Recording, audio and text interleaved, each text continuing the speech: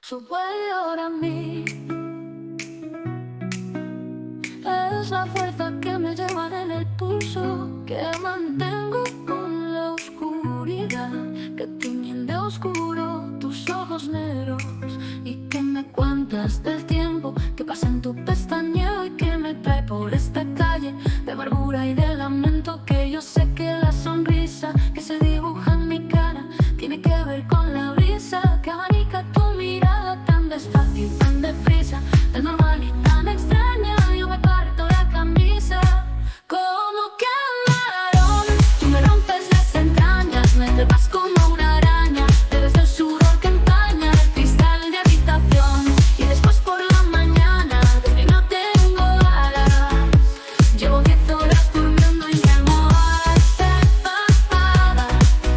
Todavía sigue un sueño muy real y muy profundo. Tus ojos no tienen dueño, porque no son de este mundo, que no te quiero mirar. Pero es que cierro los ojos y hasta te veo por dentro. Te veo en un lado y en otro, en cada foto, en cada espejo y en las paradas del metro, y en los ojos de monte, hasta en las sopas más calientes. Loco, yo me estoy volviendo, y yo sé que la sonrisa y hasta te veo por dentro.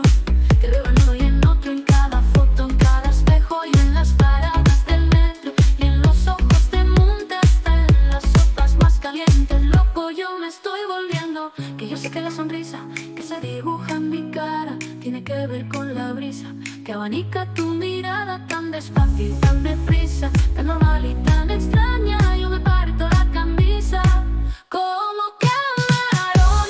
Tú me rompes las entrañas, me trepas como una araña. Eres el sudor que empaña el cristal de habitación. Y después por la mañana, desde que no tengo alas, llevo 10 horas durmiendo y mi almohada está empapada. Todavía sigue un sueño muy real y muy profundo. Tus ojos no tienen dueño, porque no son de este mundo. Y a veces me confundo y pico a tu vecina, esa del segundo que vende cosas finas. Y a veces te espero en el bar de la esquina, con la mirada fija en tu portería. Y a veces me como de un bocado